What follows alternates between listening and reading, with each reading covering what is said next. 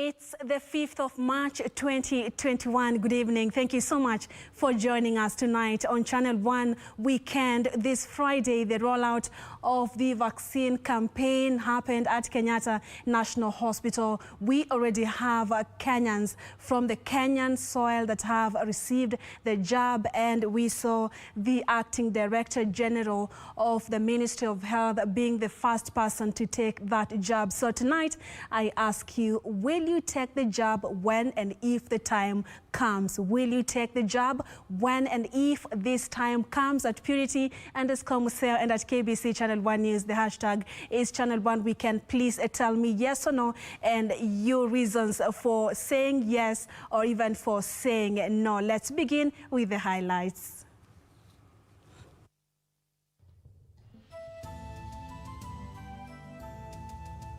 COVID-19 vaccination campaign rolled out, with Acting Director General in the Ministry of Health, Dr. Patrick Amoth, being the first person to get the Oxford AstraZeneca jab. Zile mila ambazo zaumiza watoto wetu tuachane nazo, lakini zile mila ambazo ni za manufaa kwa watoto wetu tuendelee nazo. President Uhuru Kenyatta presides over the unveiling of a landmark declaration by Samburu elders to end FGM and child marriages. And Interior Ministry orders suspension of firearm licenses for leaders involved in chaos during Thursday's by-elections.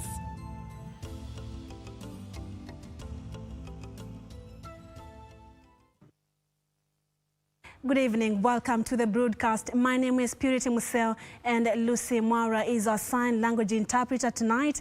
We ask you, will you take the jab, the COVID-19 vaccine jab, if and when the time comes? At Purity_Museo and at KBC Channel 1 News, the hashtag is Channel 1 Weekend. I'll be going through your views and feedback during this broadcast. Let's begin this broadcast. Acting Director General in the Ministry of Health, Dr. Patrick Amoth, is the first person to get the Oxford AstraZeneca COVID-19 vaccine jab on Kenyan soil. Dr. Amoth took the AstraZeneca vaccine at the Kenyatta National Hospital in Nairobi as the Ministry of Health officially launched the countrywide vaccination campaign. The DG, who spoke shortly after the vaccination, said or assured Kenyans of the safety of the vaccine and urged those who will get the opportunity to take the jab not to hesitate. The health workers, rather, will be the first beneficiaries of the exercise.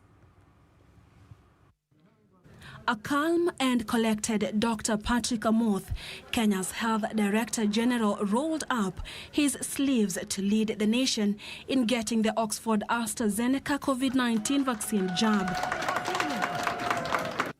Kenyatta National Hospital's CEO, Dr. Evanson Kamuri, was second to receive the jab on the Kenyan soil, followed by a nurse at the hospital and Dr. Collins Tabu, the head of Immunization and Vaccine Program in the Health Ministry. I'm feeling great. That is why I can be able to stand in front of you in this hot sun and address you. So that is an indication that the vaccine is safe. The exercise began with a brief conversation between the nurse in charge and the person receiving the jab, probably an update on possible side effects of the vaccine, after which one is inoculated. I was being briefed about the potential side effects of the vaccine, like I would be able to get some headache, some pain in the body, heaviness in the arm. These are standard potential adverse events of the vaccine.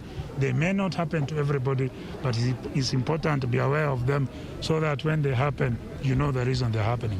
Oh, she was informing me about a few minor effects, like probably pain, a bit of, and things like that, which really wasn't there. And just in case there are any serious adverse effects, what to do. But so far, so good. The dose will protect those who have received it from adverse effects of the deadly COVID-19 disease for at least 8 weeks in case of an infection before the second dose is administered. All those to be vaccinated have to sign a consent note and after the vaccination, rest for 30 minutes before being discharged. The World Health Organization country representative, Dr. Rudy Eggers, termed the vaccine a game changer in the fight against the deadly COVID-19 disease in Kenya. The AstraZeneca vaccine produced by the Serum Institute of India, this vaccine we now have in Kenya, has been reviewed and found safe by WHO itself and several other stringent regulatory authorities, including the United States FDA and the European Regulatory Authority. According to the Ministry of Health, the exercise will kick off in other counties on Monday next week. The Ministry of Health is employing a data management and reporting electronic vaccine registry, the Chanjo Management Information System, which was developed together with our experts from the Ministry of ICT and Youth Affairs. The system will enable the Ministry of Health in vaccine traceability, thus ensuring that our stocks are professionally managed. It will track and manage vaccination schedules. It will help in the routine, the reporting and addressing of any adverse effects, and it will finally provide us with the reliable reports that we require for decision making and for policy.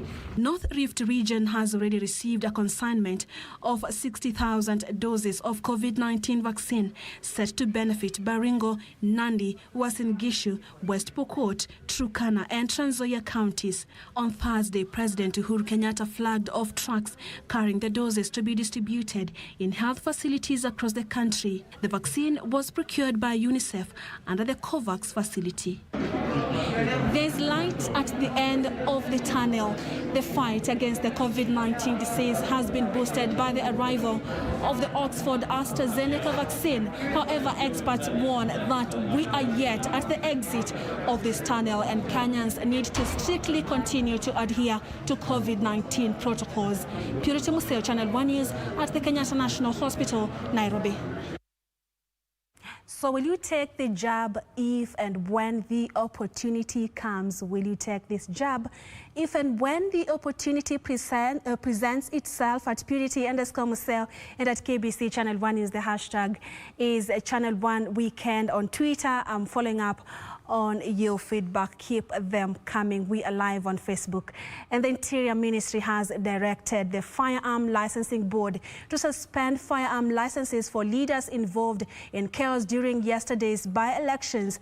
Interior Cabinet Secretary Dr. Fred Matiang'i says any politician involved in chaos will not only be prosecuted but will be subjected to Chapter 6 of the Constitution and risk being declared unfit to hold public office. The development coming as 4 legislators arrested for allegedly planning to commit a felony during the Kabuchai constituency by-election in Bungoma County were released on a 50,000 shillings bond each.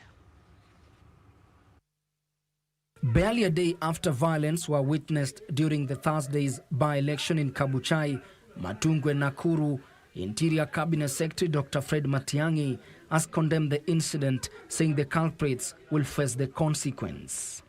So you walk to a place, you beat up presiding officers, you slap people as a way of showing how strong and important you are. We are beyond talking on this particular issue. And we have agreed this morning, I have convened a meeting of all the law enforcement agencies.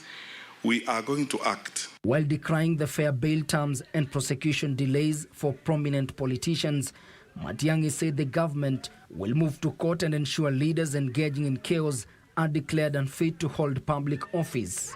We are going to adopt a different method of doing this, which is we will now go to court ourselves. And the Honorable Attorney General has advised me, as government, we can actually go to court, invoke Chapter 6, and ask that some people be declared unfit to hold public office. This as 4 legislators, Nandi Senator Samson Cherargei, Kimilili Member of Parliament Didmas Barasa, Chesumei MP Wilson Kogo, and Belguts Nelson Koech were each set free on a 50,000 shillings bond by Bungoma law courts after they were charged for having offensive weapons. The legislators who spent a night at Bungoma police station were accused of causing chaos at the Matungu constituency mini-poll. The leaders were also accused of voter bribery. The matter will be heard on 4th April 2021. Police officers are actually frustrated because it's the leaders who are doing these things. How is it that wananchi who are queuing genuinely on a line to vote are not interrupted by anyone? How come that wananchi wa kawaida, people wake up in the morning, they go to a polling station, they queue there, they vote, they go home. They have no problem. Some of them never even interact with a police officer. Police officers interact with these people when they are either bribing or they are trying to interrupt or interfere with the process of elections. Their release comes shortly after Inspector General of Police Hilary Mutyambai instructed the Firearm Licensing Board to suspend firearm licenses for leaders involved in chaos during the by-elections. In a statement, Mutyambai further directed the affected leaders to surrender their firearms to the Directorate of Criminal Investigations (DCI) with immediate effect. Meanwhile, Rashid Echesa risks being treated as an armed and dangerous criminal by the police after failing to surrender to the police by Friday 1 p.m. as instructed by the Inspector General. Rashid Echesa is wanted over an incident in which he was captured on camera assaulting an electoral official on Thursday. Ben Chumba, reporting for Channel 1 News. Staying with politics, Ford Kenya's party candidate Majimbo Kalasinga is the new Kabuchai Member of Parliament, with Amani National Congress Party candidate Peter Oscar Nabulindo carrying the day in Matungu in the just concluded parliamentary by-elections. Majimbo garnered 19,274 votes, with Nabulindo clinching the seat with 14,257 votes. The two parties have managed to retain the seats, stamping authority in the area, with ANC's Musalia Mudavadi and Ford Kenya's Moses Wetangula terming the outcome as proof that the parties are rooted in the region. Managed to garner 14,257 votes, being the highest amount of votes, and therefore he emerges the winner in this contest. It was a big win for Amani National Congress and Ford Kenya parties in the just concluded Kabuchai and Matungu parliamentary by-elections, after managing to retain the seats that were left vacant following the passing on of James Lusweti for Kabuchai and Justus Murunga for Matungu, the party leaders hailing the support of the people. We are a united people. We have made one important step. An important step because we have a long journey. That journey is to the leadership of this country, to State House, to the presidency. In the highly contested seats that attracted a wide range of candidates, Ford Kenya party candidate Majimbo Kalasinga clinched the Kabuchai seat with 19,274 votes out of 29,798 total votes cast. In his victory speech, Majimbo called on competitors to join hands and discuss development agenda. United Democratic Alliance party candidate Evans Kakai coming second with a big margin at 6,445. Wekesa Amos of Federal Party of Kenya emerged third with 1,454 votes. ANC's Matungu candidate Peter Nabulindo carried the day with 14,257 votes. Ndoto yangu leo imetimia, na kwamba kutimia kwa ndoto yangu kunanipa nafasi ya kufanya mambo fulani ambayo nilikuwa nimepanga kuyafanya Matungu kwa sababu ya huduma kwa mwananchi wa Matungu. ODM's candidate David Were followed closely with 10,565 votes, while Alex Lanya of UDA garnered 5,513, coming third in the by-election. The returning officer for Matungu, John Kirui, said the by-election was successful despite the few challenges experienced, such as the case of former CS Rashid Chesa assaulting an IEBC official. Independent Electoral and Boundaries Commission has since called for the arrest of the former sports CS. Kamche Menza for Channel 1 News.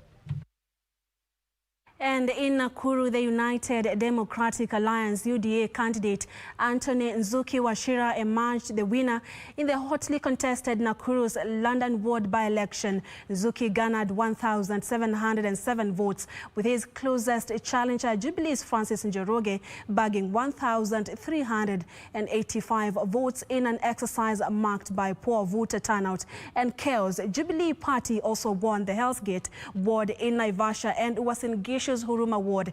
ODM carried the day in Kisisi's Kiamokama ward by-election.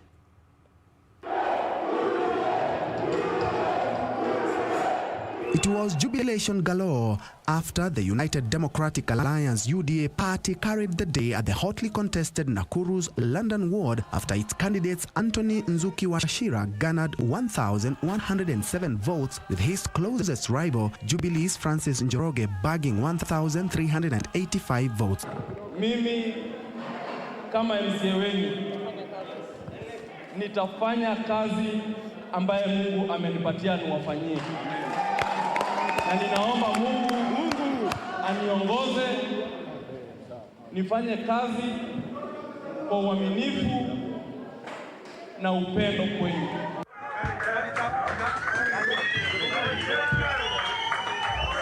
In Kisii County, Kiamokama ward by-election, the ODM candidate Malachi Matara Mainya is the MCA-elect after he emerged the winner with a total of 1,907 votes.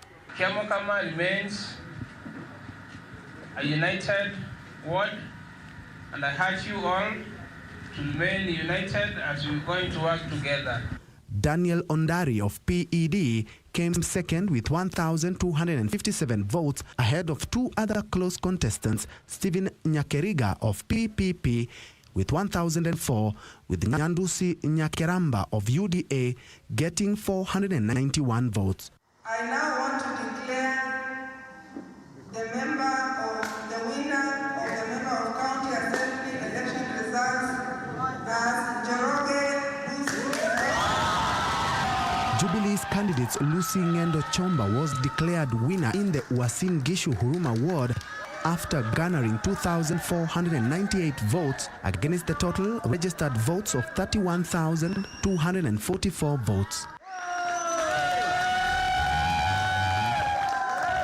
Speaking in Huruma Ward, Uasin Gishu County, Jubilee Party Deputy Secretary General Joshua Kutuni says the party is still very strong in most parts after winning several seats in the recent by-elections. Kama chama sisi tumefurahi, inathibitisha kwamba chama bado ina makali na tunaenda kuzindua mikakati mapya ya kuhakikisha kwamba tunaanza kuuza tena sera za chama, tunaanza kuleta viongozi karibu, na ninaahidi ya kwamba kazi nitawafanyia mahali ambapo mzee Chomba aliwaachia, na Mungu amweke mahali pema, nitaweza kuikamilisha. Finally, Jubilee Party redeemed its image in Naivasha after it won the hotly contested Hell's Gate ward by-elections that were marred by poor voter turnout. Kuanzia hapa, we are hitting the ground running.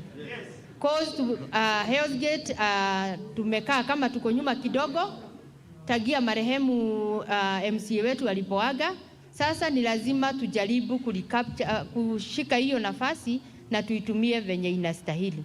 In the elections that were conducted peacefully, the party candidate Virginia Wamaitha garnered 3,955 votes against her closest rival, Jonathan Warothe from UDA, who got 2,742 votes.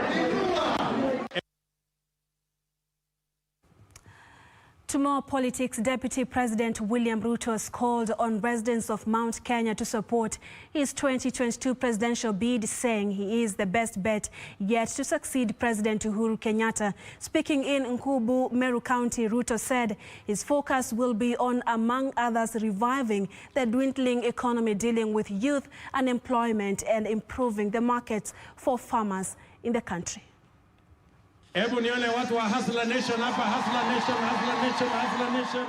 Deputy President William Ruto pitched camp in Meru County on Friday to woo residents to support his 2022 presidential ambitions.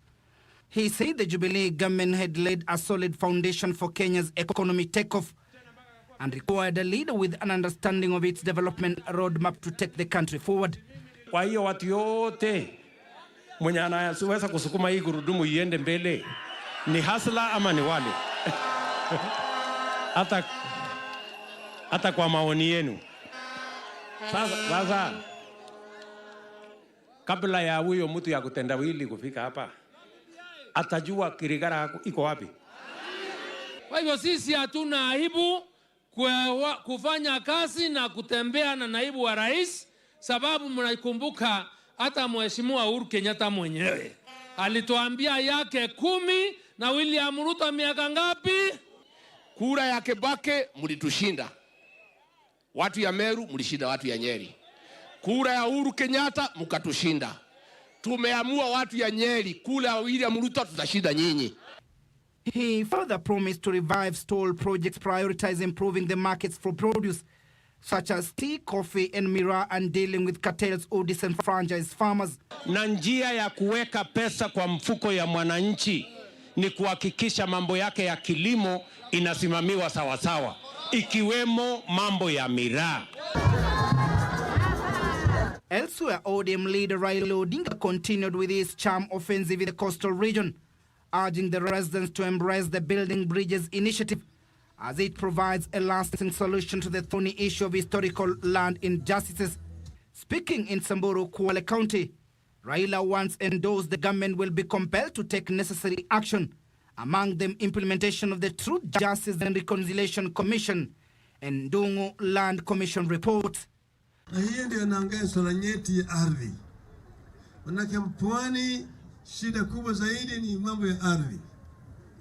Kama kuna watu ambao wamesikia dhuluma ya kihistoria ya mambo ya ardhi ni wapwani. On the issue of formation of a coast region political party, Kwale County Women Representative Zuleka Hamis denounced the move being fronted by Kilifi Governor Amason Kingi. Sasa wataka kuacha ODM, twende tutengeneze chama ambao hatukujui, hatukielewi, viongozi wake hatuwajui na hatujui wataka kutupeleka wapi. Kwa hivyo twakuomba usihadai sisi na wapwani. Let action be taken against me. But when you see a police that we thought was reformed under the new constitution has lost command completely, where people can take the law into their hands and nothing happens. Timothy Kipnusu for Channel 1 News. So tonight we ask you if you will take the job when the time comes, and most of you are actually saying yes. On Twitter at Hagade, you're starting by saying no, thank you, the world is not what it seems, there is too much malice. And then at Felix Ubuntu, I will gladly take the job. Alphonse Amara, absolutely yes, this will help curb the menace. And then we have at Mr. G, yes, vaccination is important to keep the disease at bay. Kagalo at Kagalo 5 on Twitter, no, the reason is the jab. Why is the jab being given to what are so-called vulnerable people? Everybody is vulnerable to the virus, so I will not take it. And then at Sospita, Mkai, you're saying that kama dawa, of course, I will keep. Your feedback coming in. Of course, tell us why. If you will take it, what are the reasons? If no, again, we will appreciate your reasons for that. Let's take our first commercial break. Don't go anywhere. We still have plenty more to come. Stay with us.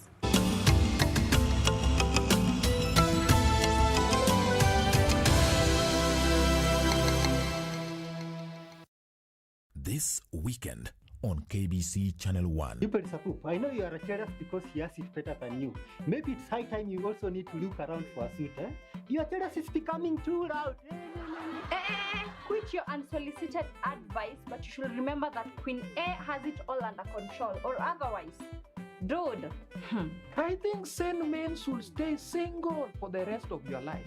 Kinyanjui, what do you say? Tulu, my brother. Hyena and Ngoda now flames. Wonders shall never end. Who are you calling hyena and God? You small person. Stay out of my life. But you better start talking. Hey, what do you mean? We were going to talk anyway. How much?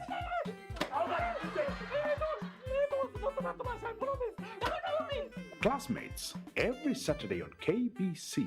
This weekend on KBC Channel 1. I step on someone and someone says, hey, you stepped on me. And that's how the conversation started. That is how I got her contacts. Okay. And, oh, wow. She had to go for vetting at my parents' place. Okay. There was a lot of approvals required. And we took the risk of me stopping working to just take care of the child and go back to school. Eventually we thought, let's start a business. Once someone's project an effort to change even the circumstances relating to the income coming to the family, then I think it should be embraced. And trust is a product. If people trust you, they will trust you with their resources.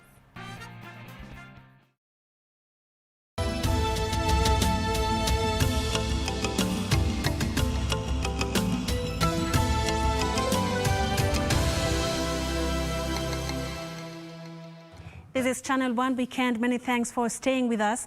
President Uhuru Kenyatta has challenged Kenyan communities practicing female genital mutilation to end it by finding alternative rites of passage. The president was speaking when he presided over the unveiling of a landmark declaration by Samburu elders to end FGM and child marriages among the communities at Kisima grounds in Samburu County.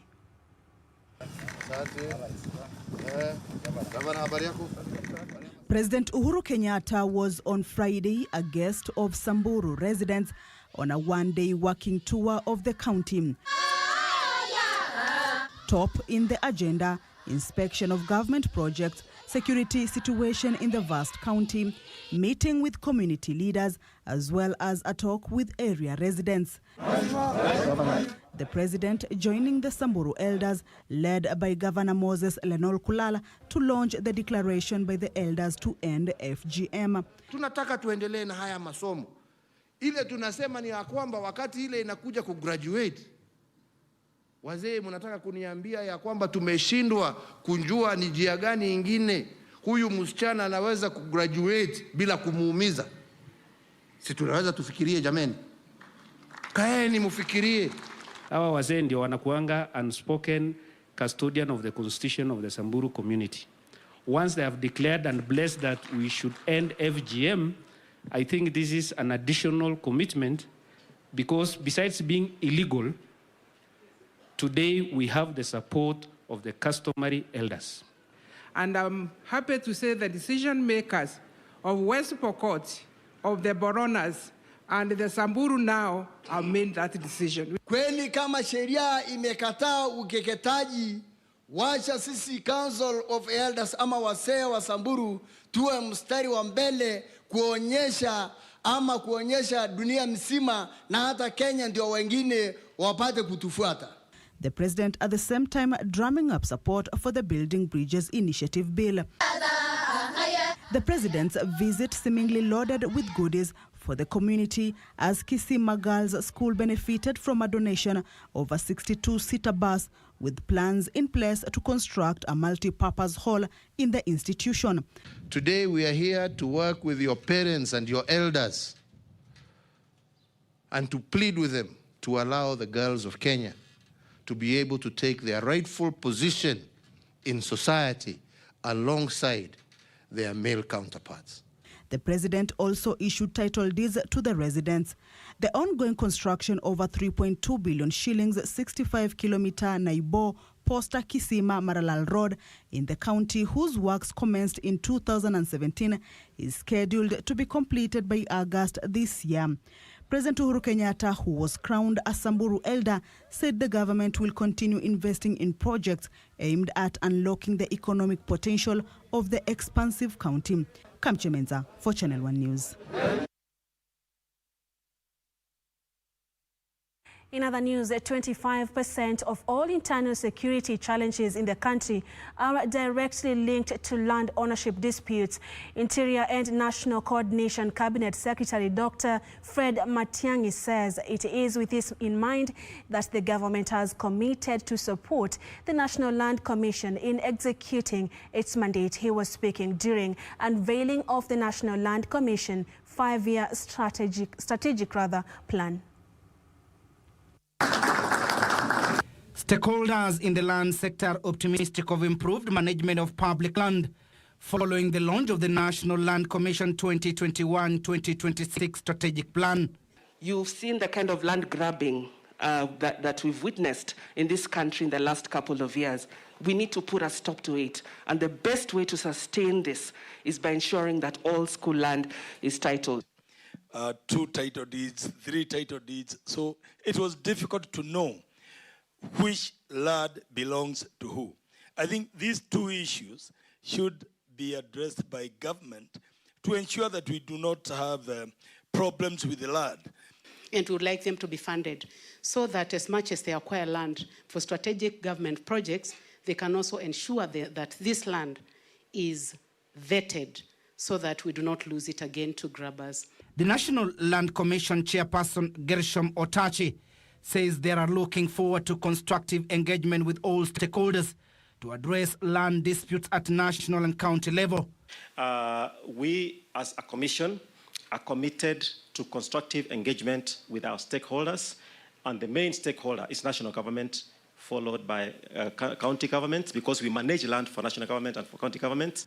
Interior and National Coordination Cabinet Secretary Dr. Fred Matiang'i noted internal security challenges continue to derail actualization of government flagship projects. Titles on top of titles and so on.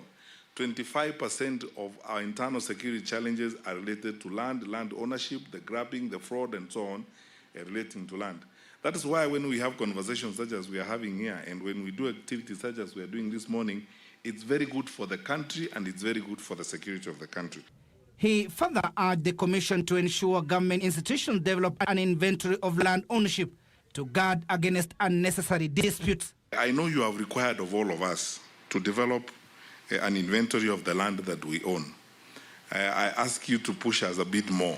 Some of our departments have not done that. Some of our departments have not completed and they don't know how much land they own and where they own it. And this is what creates vulnerability. The strategic plan will provide guidance to the Commission to achieve its mandate for the next 5 years.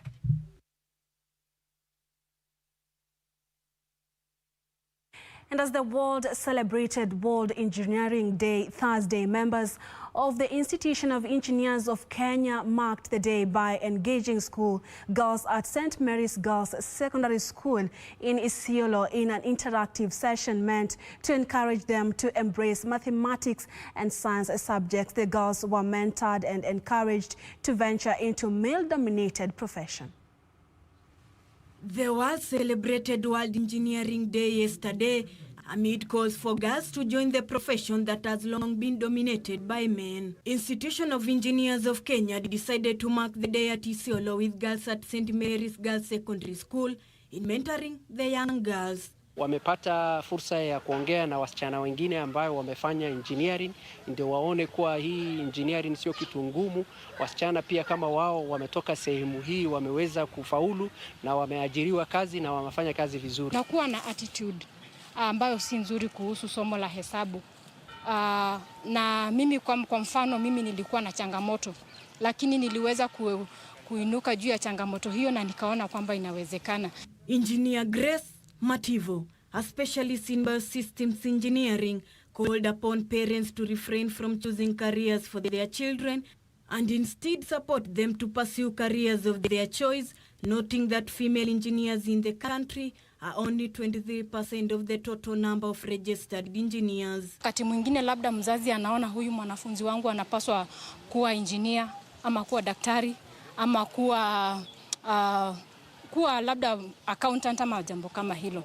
Lakini kuna kile ambacho mwanafunzi anahisi ndani ya moyo wake ndicho angependelea zaidi. The engagement we've had has been very productive, from the reaction of the students, even the questions you have asked, and from the way they have reacted to the speakers, to the engineers who have spoken to them, we are confident.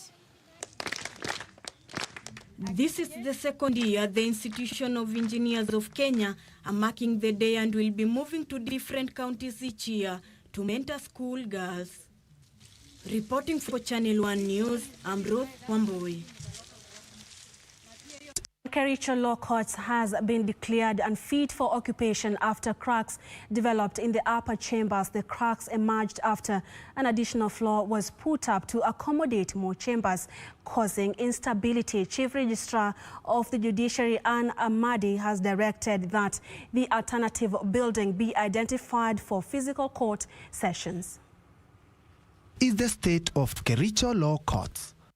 Gaping cracks in the building that houses the court chambers. While on a fact-finding mission to the facility, Judiciary Chief Registrar Ann Amadi, accompanied by Kericho resident Judge Azenath Ongiri, say the judiciary would issue an official and comprehensive statement on the next course of action. Elsewhere, non-governmental organizations in Busia County have reiterated the need for sensitization of administrators, chiefs, prison department and county residents so as to deal with gender-based violence cases. Naweza enda pale kwa chief ama kwa sub chief wasaidike hata kwa police wakiripoti hiyo dhuluma na wasaidiwe hata na wazee katika kijiji.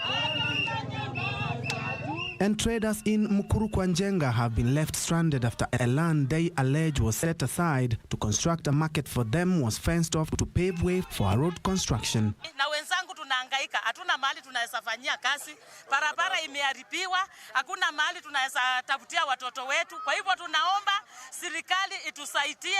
In Kitui County, a section of the clergy has condemned political disagreements witnessed in the by-elections conducted by the National Electoral Body on Thursday. Cha maana ni watu kupiga kura za ukweli, watu wachague yule wanataka ambaye ataongoza vizuri ili tuweze kwenda mbele. Mambo ya vita kuanza kutengana kwa ajili ya kabila ya mtu, mwelekeo wa mtu inafunja amani ambayo ndio tunapaswa kuendeleza.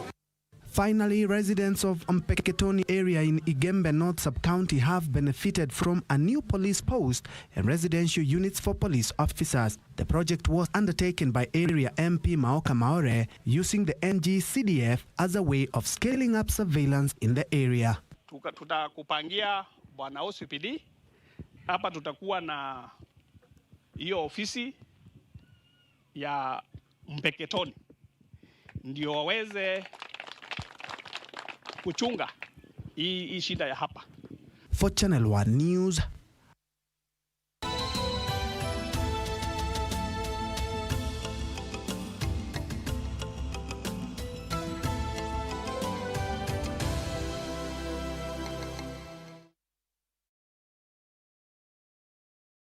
fanya hivi, wewe teremuka tu chini. Hata watu wanangojea, unasema unione. Si ninakuona ndio huyu kucha. Kucha ninakuona. Nimekuita mara ngapi Kate? This is the Nissan Note. Hii ndio motoka. Not that this is the Nissan Note we are giving out. Na ni rahisi sana kuwekelea bid. Unaenda kwenye lipa na M-Pesa. Unaweka pay bill number 4032353. Kisha unakelea account number ya Nissan Note ni Note, N-O-T-E. Namba ambayo unapenda, labda unapenda 100, labda unapenda 200. Wekelea Note 100, Note 200. Alafu tutakuitisha shilingi 40 peke yake, 40 bob only. Weka pin yako, utakuwa umekelea bid ya hii Nissan Note. Inakungoja wewe mahali popote ulipo. Mimi na mtumishi tutakupea. This weekend on KBC Channel 1. Amerudi wapi? Oh. vitu vyako subiri. Yale ya impeachment ya governor. Kabisa ndio hayo. Tayari tushaongea na MCAs. Shida iko wapi? Bwana Senator. Ndiyo. Wewe utamwamini vipi huyu mtu kama atatutekelezea mambo yetu? Hebu jamaza wewe. Nimekuja hapa tusuluhishe hili jambo. Mzee, kama unataka nyinyi wasikize, huyu asongee chochote hapa sasa hivi.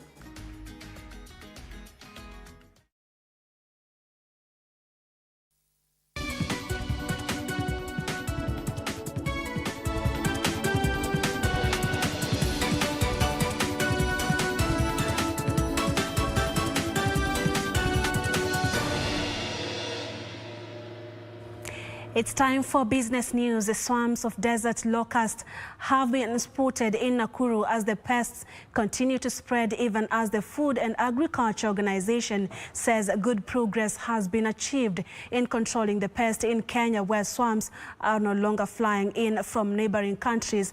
In its latest update on desert locust, FAO says swarms of locust in northern and central Kenyan regions are smaller and much less numerous than a year ago. The second invasion of desert locust in the country seems to be spreading to the breadbasket regions after swarms were spotted in Kuresoi and Molo areas of Nakuru County. Other swarms were on Friday spotted in Nakuru town, raising fears that the pest might eventually spread to key food-producing regions. So far, desert locusts have been spotted in at least 8 counties. However, speaking on phone to KBC, Food and Agriculture Organization FAO Deputy Country Director Hamisi Williams said spraying activities in affected areas has been intensified. They moved around in Njoro towards Kuresoi, but they have been dealt with since yesterday. So they've been treated actually. In its latest desert locust update, FAO says even though it has intensified control operation in the East African region, recent rains may see hatched locusts in northern Kenya and southern Ethiopia rapidly mature. Benson Ruba reporting for Channel 1 Business. Bomet Governor Hilary Barchok has threatened to move to court to stop the implementation of the new tea regulations on concerns that it would roll back gains made by the devolved unit. Barchok says the new law interferes with direct tea sales, which would affect a deal that the county government of Bomet had sealed. A backlash from various stakeholders in the tea value chain. The latest to oppose implementation of the new tea regulations is Bomet Governor Hilary Barchok, who has threatened to join the growing list of lawsuits seeking to have the implementation of the new law halted. He is concerned that the new law bans direct tea sales and requires that all tea produced in Kenya be sold exclusively through the Mombasa tea auction. This, the governor says, would roll back gains made by Bomet County government that had secured a direct tea sale deal with Iran. Tulikuwa tumefaidika kupata marafiki ya Iran kununua chai yetu. So Tuesday, there is a law that came into effect on 11th of January. Ile members wetu wa parliament walikuwa wamepitisha na president akaweka sahihi.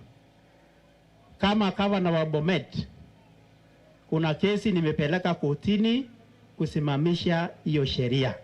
He argues that instead of banning direct tea sales, the new law should have used the auction prices as a guide for similar marketing deals. Msimamo yetu ni hiyo sheria isimamishwe kwa sababu inatunyanyasa kama wakulima. Ningependelea kama ungekuwa wameandika kwa hiyo sheria ya kwamba kama unauza chai yako direct, then pay ambayo utapewa na ule mnunuzi ambayo tumepata isianguke chini ya ile tunapewa kwa auction ya Mombasa. Kenya Tea Development Agency and the Kenya Tea Growers Association have filed petitions challenging implementation of the new tea regulations. Betty Kiptum, Channel 1 Business. And 20 SACCOs are under investigation for misappropriation of members' savings as the government cracks the whip on errant cooperatives. The Commissioner for Cooperatives Development, Geoffrey Njang'ombe, says they have started recovering members' savings from troubled SACCOs, including 16 million shillings from the Busia County SACCO. In efforts to help SACCO members who are on the verge of losing their savings due to poor governance, The government has been tightening regulations of players in the cooperative movement through the SACCO Amendment Bill 2020. Part of the proposal, the government says, will be policies that will ensure members recoup some of their monies. To this end, 20 SACCOs are under investigation for mishandling members' contribution, and the recovery exercise is ongoing. We have recovered some money from Museo County SACCO. We have MEC SACCO. The amount which had been taken was about 16 million, and I know we've recovered about 2 million already recovered. We have other cases either pending in court, but over time, if we check, we can be able to quantify these cases. We also had some delays through the court process, but we've had some understanding with the former chair. It has also emerged that all officials working for cooperatives are required to register with the Kenyan Society of Professional Cooperators once the policy to incorporate it to the amendment bill is finalized. There's going to be a code of conduct for this professional body, Kenya Society for Professional Cooperators, so that if you are a member and you engage in unprofessional conduct, then there is a way to deal with you through that code of conduct, which is actually established. There are also plans to have SACCOs for PSBs put in the category of transport SACCOs in efforts to tailor their regulations. This concept has been endorsed by the players, that is NTSA, the police, and even the Matatu Association itself. Benson Rupa reporting for Channel 1 Business. Stanbic Holdings became the first lender to release its 2020 full-year financial results after highlighted Stanbic Holdings increased its loan loss provision by 41.78% to 9.84 billion shillings after the stock of non-performing loans hit 25.04 billion shillings. The lender reported a 19% reduction in full-year net profit to 5.2 billion shillings and trimmed dividends by nearly half to 3 shillings and 80 cents. The second half of last year was characterized by financial institutions reporting a steep increase in non-performing loans, blamed on the adverse impact of COVID-19 pandemic on businesses. Stanbic Holdings, which is the first lender to release its 2020 full-year financial results, shows that the problem could be pronounced in the banking industry. Stanbic says it issued loan moratoriums to 7,200 clients and restructured loans worth 40 billion shillings. As a result, the lender saw its stock of non-performing loans increase 29.42% to 25.04 billion shillings. Stanbic Holdings blames these on a COVID-19 battered economy, subdued interest rates, weakening of the local currency and increased regulations. We saw a lot of pressure in the economy. The shilling had the double whammy effect of, effectively shutting down all the dollar revenues from tourism, horticulture, and then having a huge pressure in terms of imports because we were going through COVID. As a result, and in line with the IFRS 9 preparation of financial statements, the lender increased its loan loss provision by 41.78% to 9.84 billion shillings. This ate into the lender's 2020 full-year net profit that dipped 19% to 5.2 billion shillings. We then had to do what we call a restore, which is how do we continue to run the business in this environment and start to see how we can continue to service our clients and to support our business. And then thirdly, the last piece was rebound. How do we see opportunities and what can we see from a growth perspective during this period? Interest income from loans and advances was down 8.6% to 14.37 billion shillings, which was lifted by a 10% increase in interest income from government securities. Total interest income dipped 3.4% to 19.7 billion shillings. Shareholders who pocketed 7 shillings and 5 cents per share last year will this year receive less after Stanbic Holdings directors proposed a final dividend payout of 3 shillings and 80 cents per share. Betty Kiptum, Channel 1 Business. Moving on, restrictions imposed to curb the spread of the coronavirus has sunk Rwanda's economy into recession. Over 500,000 people face unemployment, and there is a risk of more Rwandans falling into poverty here. Other details of this and other stories making headlines in Africa. Over 80% of those recently out of work in Rwanda are in rural areas, according to data published by the World Bank this week. The COVID-19 pandemic has affected sectors such as services, small to medium enterprises, and the leisure and tourism industry. There has been a significant drop in activity as Africa's technology hub that has been in lockdown, leading to a notable decline in growth.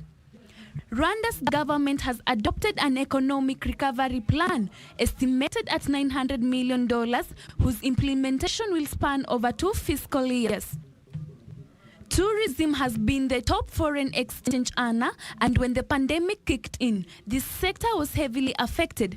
Meanwhile, Uganda's national carrier has announced that it has received landing approval from Heathrow Airport and Dubai International Airports as it resumes long-haul flights.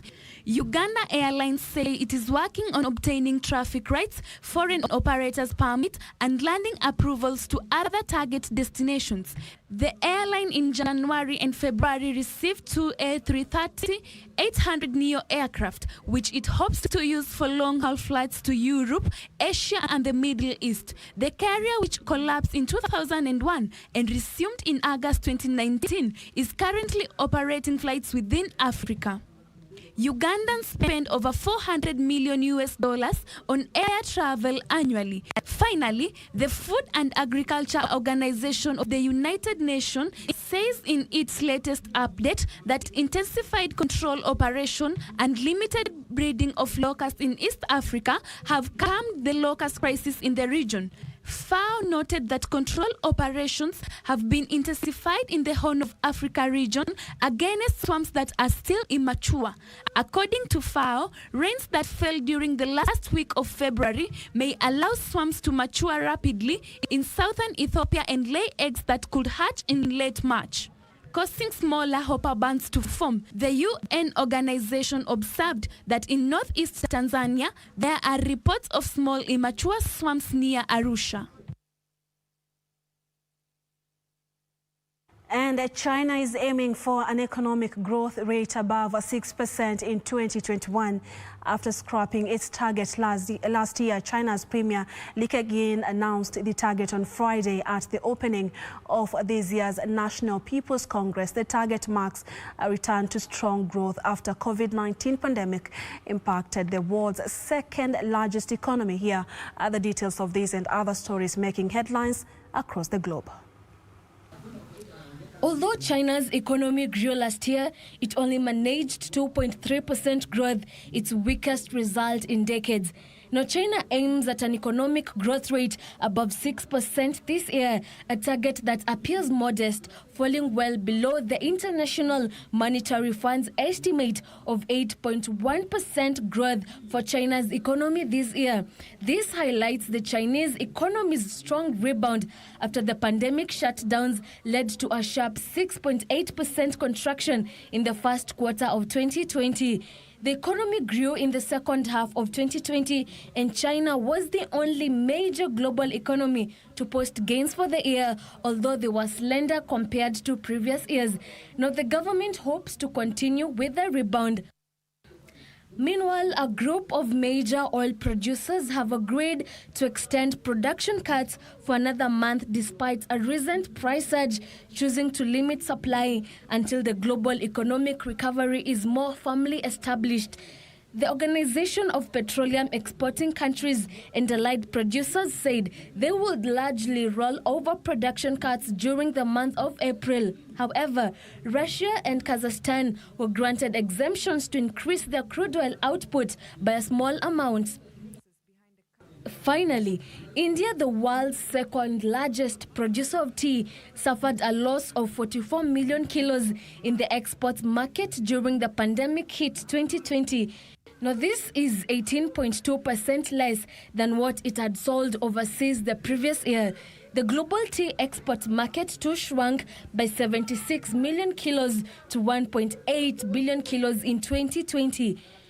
The latest data shows that in 2020, India lost 21 million kilos of business in Iran, one of its top destinations, and 9 million kilos in Russia, while it gained marginally in Poland, Afghanistan, and Saudi Arabia. Experts say the primary reason behind India's shortfall in tea exports was the strict lockdown, which led to skipping of overgrown leaves across tea estates. For Channel 1 News, I'm Wangare Washiori.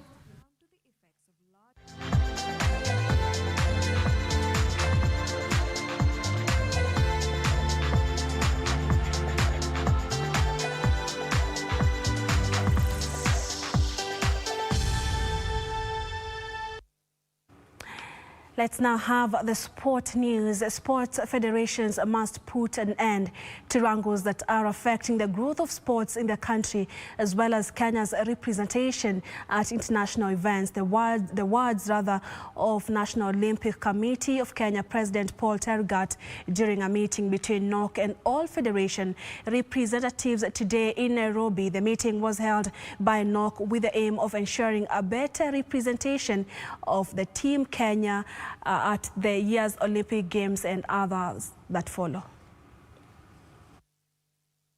Kenya has been securing medals in only a few disciplines at major international events, and this has been as a result of wrangles that have hit many federations in the country, according to NOC President Paul Tergat.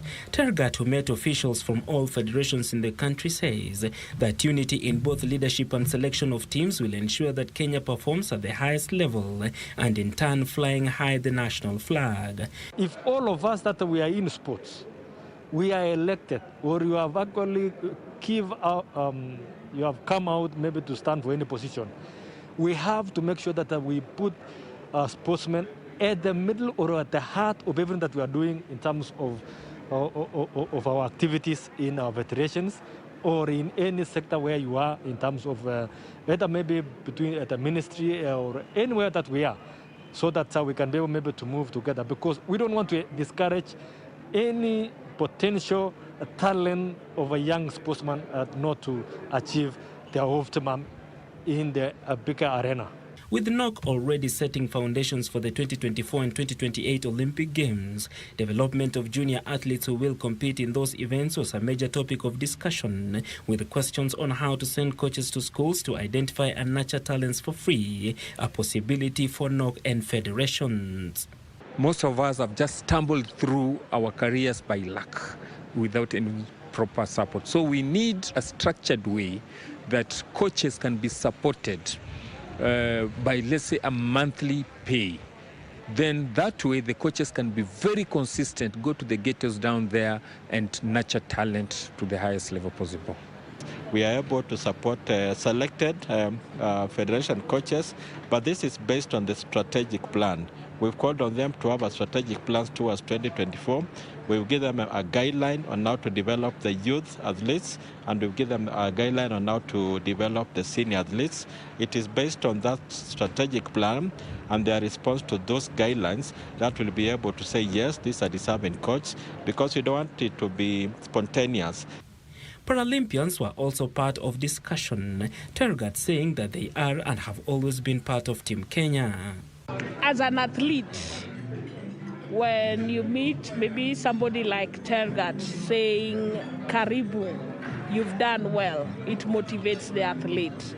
So my idea was that if a team has done well and they're coming, let us have those royal models coming. They're like Kina Tergat coming to meet the team. They really motivate them when they come. I think looking in terms of where we are now is that I don't think that Paralympians have been left out. I think we will be able to work together even going forward, and that's what we want maybe to see working as a team and giving each and everyone opportunity maybe to work to achieve what they want to achieve. Despite the COVID-19 pandemic and tough return to sport regulations, federations have assured they will adhere to those guidelines. Most of the host countries in Africa do not have hockey facilities, so we are normally left out. That is both all African games and the youth games. This is not the first time we are suffering. We've suffered before. Kenya will be sending a strong contingent to the 2020 Tokyo Olympic Games to be held from the 23rd of July to 8th August in Japan.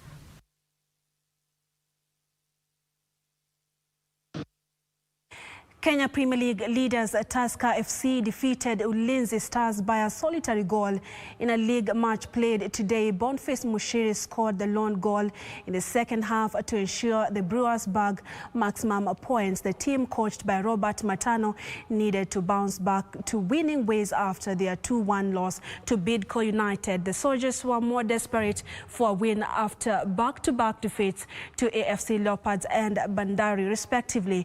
In another match, Bangi Sharks and Posta Rangers played to a barren draw. 4 matches are on card tomorrow. Bandari FC will host Nzoia Sugar in Mombasa, while AFC Leopards square it out with Nairobi City Stars. Sofapaka will take on Bidco United as Western Stima play with Wazito FC.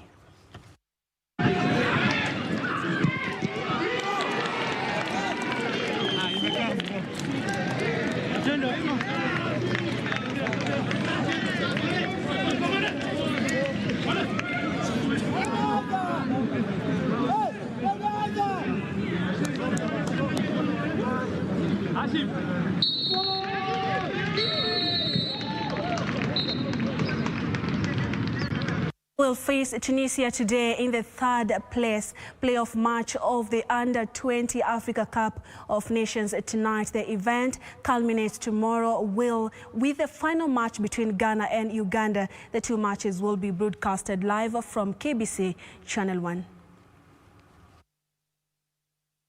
Gambia was relegated to playoffs after losing 1-0 to Ghana, while Tunisia was no match for Uganda, who thrashed them 4-1 in the other semi-finals. Uganda is appearing in the Under-20 finals for the first time.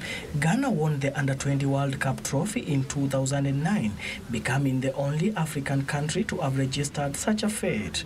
A total of 16 teams took part in the tournament hosted by Mauritania. The 2 matches, the third playoff, and the finals will be aired live on KBC Channel 1.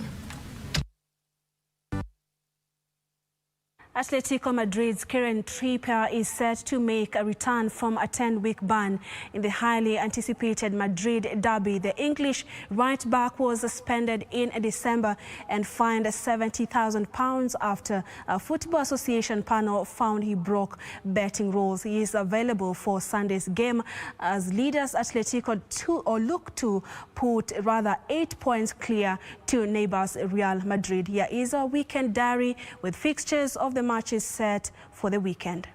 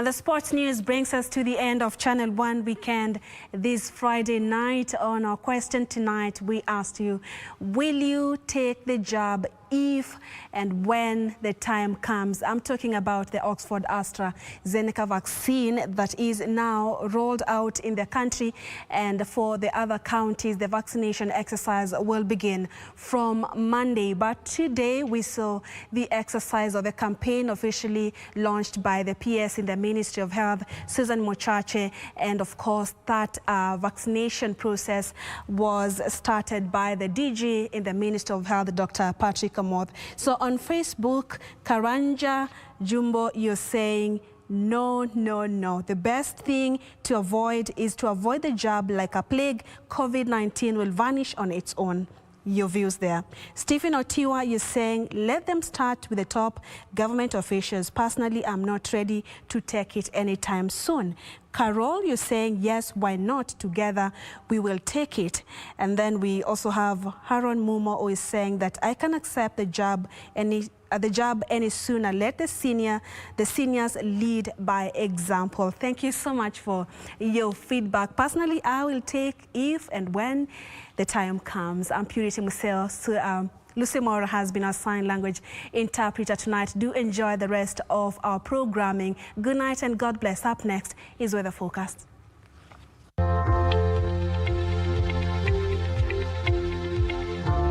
Good evening. I hope you're well. Friday it is, and weatherman says dry weather conditions will continue over most parts of the country in the next 24 hours. My name is Irene Mchuma Odim. Tonight, the whole country is experiencing partly cloudy conditions, save for the Lake Basin region and western sector, where there are showers accompanied by thunderstorms, and that is over a few places.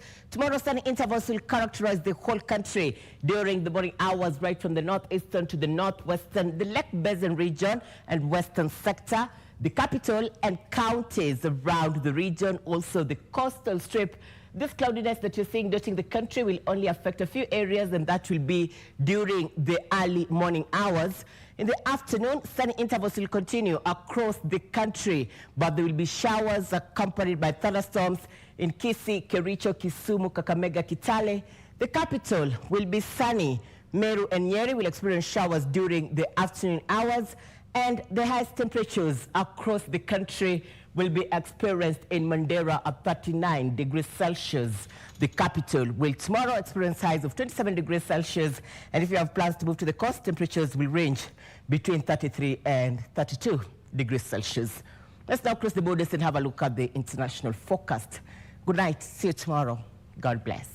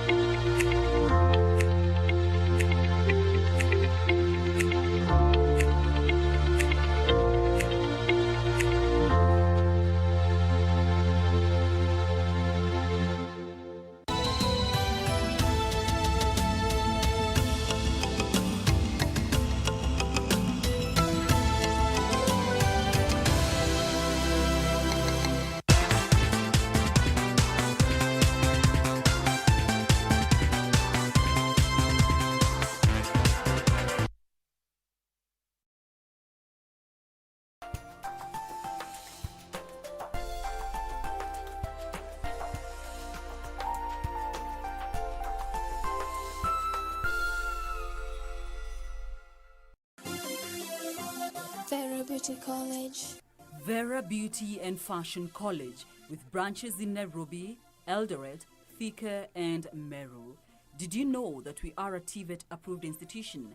We offer courses in fashion design, interior design in soft furnishing, event decoration, flower arrangement, event planning, hairdressing, barbering and dreadlocks, beauty therapy, makeup, nail technology, spa massages, teaching skills, TOT, solo business management, and many more. Register now and visit our website on